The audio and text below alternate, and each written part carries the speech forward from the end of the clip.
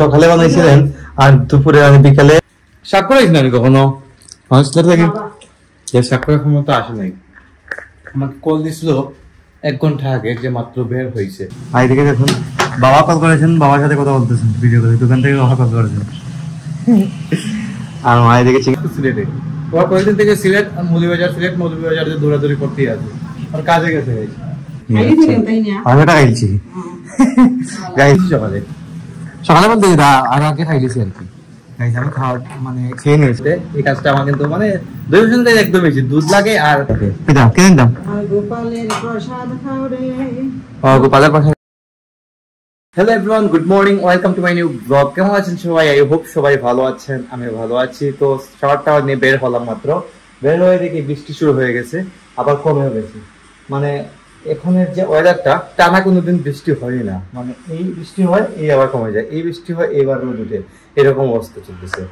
তো ঘুম থেকে উঠে এই মা আজকে তৈরি করেছেন পিঠা 2 প্রকারের, একটা হচ্ছে পাটিসাপটা আর একটা হচ্ছে মালপোয়া। এটা দুটোটাই কিন্তু তালের পিঠা, তালের রস দিয়ে তৈরি হয় মালপোয়া আর পাটিসাপটা, এই 2 দিনের তৈরি করেছেন। দেখুন বাবা এদিকে বসে বাবু পিঠা খাইছেন বা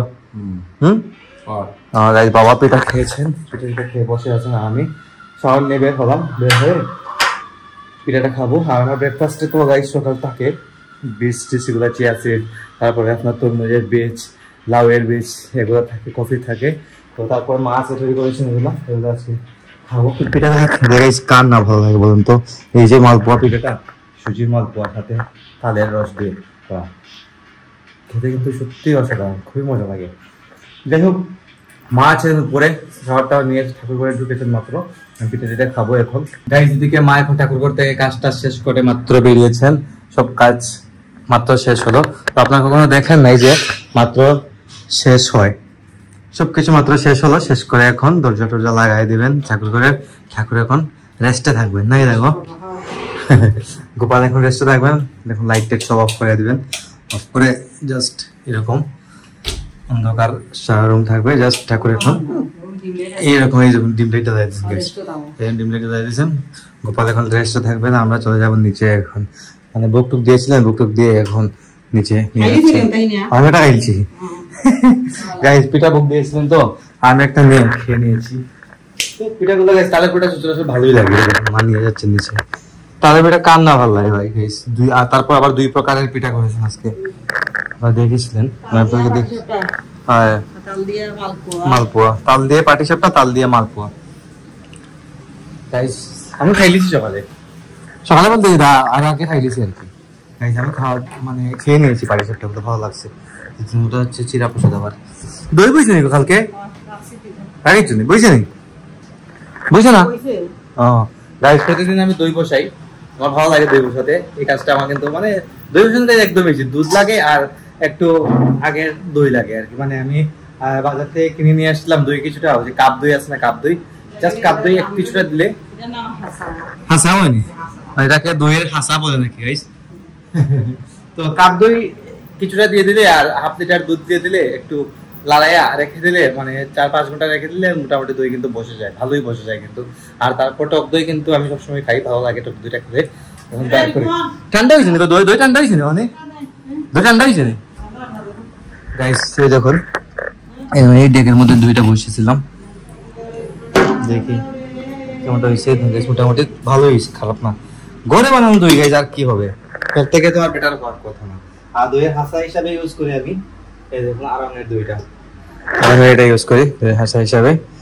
এটাও কিন্তু মোটামুটি খারাপ না, ভালোই আছে। যদিও পাউডার দুধের, এটা খারাপ না কিন্তু। দই খাবো এখন পিঠা দিয়ে। আবার পিঠা দিয়ে খাই আর না খাই, দই এমনিতেই খাওয়া ভালো, শরীর ঠান্ডা থাকে, পেট পরিষ্কার থাকে, সব কিছু থাকে। পিঠা কেন দাম? গোপালের প্রসাদ খাও রে। গোপালের প্রসাদ খাবো, মায়ের খাওয়াই দিন গাইস।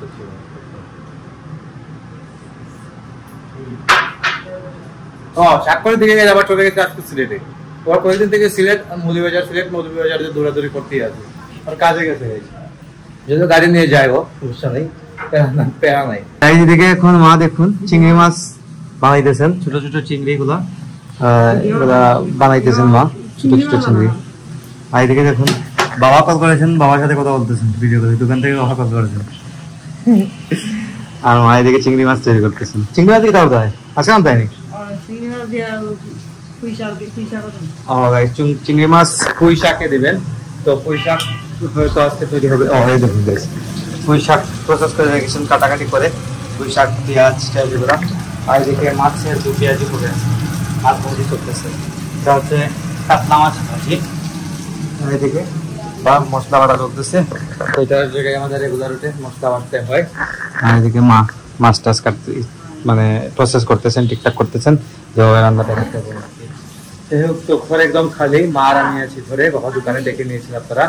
আর স্বাক্ষর এখন পর্যন্ত আসে না, স্বাক্ষর ছেলেটাই আছে, আসবে, রোনা দিয়ে দিয়েছে, ওর কাজ শেষ হয়ে গেছে, ঘন্টা 2 ঘন্টার মধ্যে আশা করতেই চলে আসবে।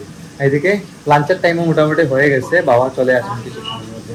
গাইজ এখন হয়ে গেছে সন্ধ্যা, কিছুক্ষণ শুয়ে পড়েছিলাম, আর সারা ঘরে গাইজ শুধু পিঠার গন্ধ করতেছে। এখন গন্ধ তালের পিঠা, পিঠা এখনো বানাইনি কোন গাইজ। এই দেখুন কি অবস্থা, এখন পর্যন্ত পিঠা বানানো চলতেছে। সকালে বানাইছিলেন আর দুপুরে বিকালে সন্ধ্যার সময় সময় পান তো 150 আরো পিঠা বানাইতেছেন। শেষ নাই আর বাকি রয়েছে, দেখুন নারিকেল নিয়ে এসে একটা নারিকেলের চুপ তৈরি করা হয়েছে চিনি দিয়ে, নারিকেল দিয়ে। আর এদিকে দেখুন পাটিসাপটা অলরেডি তৈরি, পরে নাকি বাকিটা তৈরি করবেন। তো এদিকে নারিকেল মোটামুটি তৈরি হয়ে গেছে। একটা নারিকেল নেবেন, এটা একটা নারিকেল, একটা নারিকেল এখন করে টাকা এদিকে গেলে এবার খাওয়া গাইস। এটা কিন্তু গরম পিঠাই দেবেন, এখন মাত্র তৈরি হয়েছে, অনেক গরম কিন্তু না, এটা সমস্যা না, চলে অনেক গরম পিঠা গাইস, একদম তুলতুলে নরম হয়ে আছে পিঠাটা। শাক করাইস না আমি কখনো, শাক করার ক্ষমতা আসে নাই। আমাকে কল দিছিল 1 ঘন্টা আগে যে মাত্র বের হয়েছে, সেটা থেকে আমাদের এখানে আসতে মোটামুটি 1.5 ঘন্টা সময় লেগে যায়।